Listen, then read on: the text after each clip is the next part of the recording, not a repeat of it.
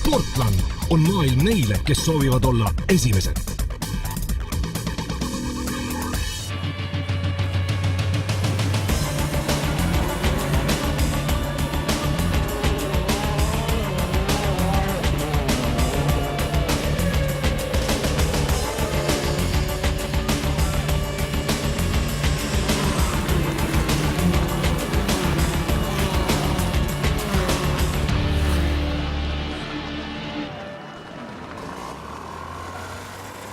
Tere tulemast mootorite maailma ja tere tulemast Põltsamaa Kuningamäe kaardiraale, kus jooks Eesti meistrivõistluste 6. etapp.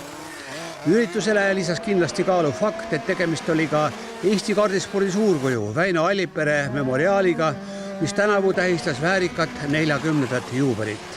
Nüüd aga Eesti meistrivõistluste 6. etappi sündmuste juurde.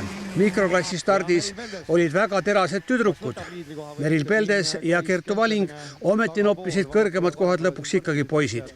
Tõnis Toomingas oli väga kiire olnud kõikides eelsõitudes, aga finaalis andsid talle kõva lahingu nii Damir Mingazov kui Robin Kalam.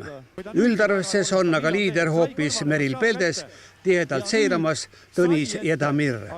Start ei läinud väga hästi, aga ma sain siit mööda, sest mul oli hea distants nagu. Ma olin väga temast, ma sain temast mööda. Siis enam probleeme ei olnud, jah? Ei olnud, ei olnud. Klassis mini läks finaali parima asetusega Joosep Blanken, kellele kiiruse poolest ei jäänud palju alla koguni 5 noort võidusõitjat. Kiirete eestlaste vahele surus end ka soomlane Oskari Lappalainen, kelle agressiivne sõit põhjustas kohe stardis päris tõsise avarii, mis kõikide suureks kergenduseks lõppes Laura Kaalu jaoks vaid ehmatusega. Joosep Blankenit kõrvalised faktid ei seganud. Korralik keskendumine tõi kindla võidu Artjom Vedennikovi ees viimasel ringil surus end. Kolmandaks meistrivõistluste üldliider Ruben Volt jättes Carmen Graavi 4. Joosep, see oli päris keeruline sõit, päris kaua tuli õiget starti oodata. Kuidas see mõjus sulle? No ma ei tea, pinge keeris päris lakke. Siis kui õige start läks sul kõik täkkesse? No jah, alguses oli natukene pusipis seal, et siis hakkasin vaikselt eest ära minema. Lõpus enam mingi probleem ei olnud? Ei olnud. Kas jõudsid kuulda ka, et sõitsid välja uue rajarekordi selles klassis? Ei jõudnud kuulata. Näed, uus rajarekord, palju õnne sulle. Aitäh. Mis sa arvad sellest?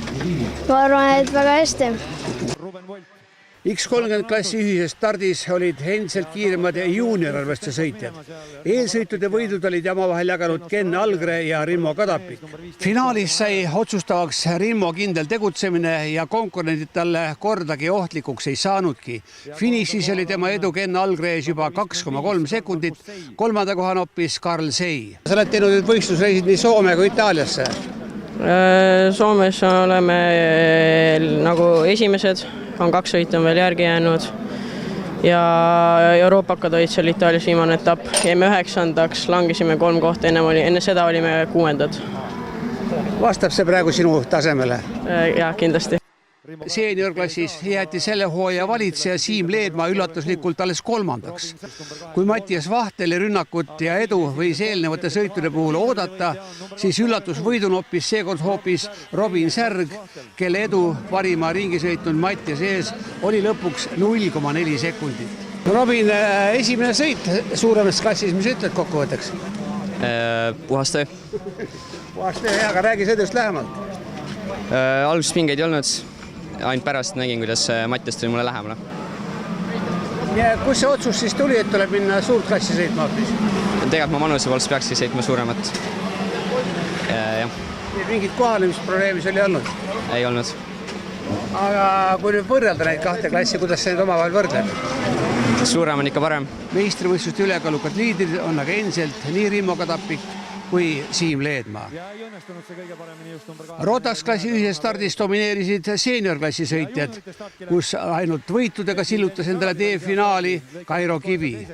Juuniortarvestes olid võrdsed võimalused üsna mitmele poisil. Eelsõitude võitjad olid Johan Vain ja Hugo Arendi. Finaal oli loomulikult võitluslik, kohati ehk liigagi, aga suurte kogemustega Kairo Kivi võitu see ei vääranud. Temale kuulus parim ringiaeg ja selge edu nii Marcel Peldese kui Christopher Lilleoru ees.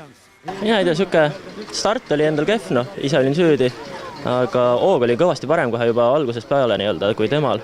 Aga ütleme, kui puhtalt sõita ei oska, siis midagi ei ole teha, kahjuks ei ole mitte midagi teha. Võtad puhtalt ära, ühtegi kontakti ei tekita ja siis lennatakse külje pealt sisse tagant otsa üks naljanumber ja peale finišilippu üritatakse 3 korda tahtlikult frontfairingut teha, siis see ei ole sõitena. Tuleb esiteks peale finišilippu ei sõideta enam mööda, võidusõit on lõppenud, sõidab mööda, suht hea siukse tempoga, 7-8 ja siis võetud plokki ninal. Täiesti konkreetselt plokki. Just pead poisse koolitama? Mina ei tea, see on mida sa koolitad neist, need ei ole koolitada. Need on viimased pool aastat siukse sõidustiiliga olnud, kurb lihtsalt. Juuniori arvestuses lõppes sõit küll Hugo Arendi võiduga, aga hiljem esikolmik hoopis diskvalifitseeriti ja nii sai etapivõidu Mart Pertel. Meistrivõistluste arvestuses on põnevam seis seeniorklassis, kus võiduvõimalused on nii liidril Marcel Peldesel kui Ragnar Veerusel ja Erich Küünil. TD2 ja Mastersi finaalis domineeris kiire lätlane Matveis Makušins. Kahjuks pidi juba kohe alguses katkestama head kiirust näidanud Gedon Lutt. Oma võimalused mängis aga maksimaalselt välja Jon Bambus, olles kiirem eestlane.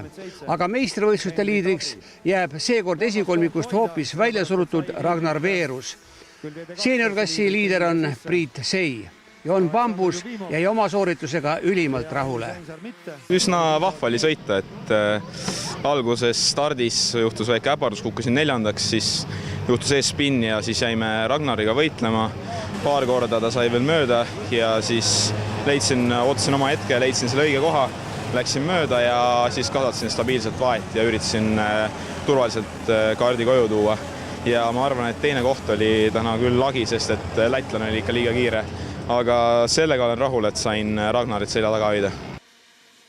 KZ2 klassis jäi sellelt etapilt kõrvale Eesti kiirem kaardisõitja Sten Piirimägi, kes kindlustas samal ajal Prantsusmaal Beneluxi meistrivõistluste üldvõidu seda kõige kiiremas klassis. Finaalis domineeris kodurajal kihutanud Kaspar Kallasmaa, vaatamata sellele, et algus oli väga hea olnud noorimal finalistil Georg Kõssil.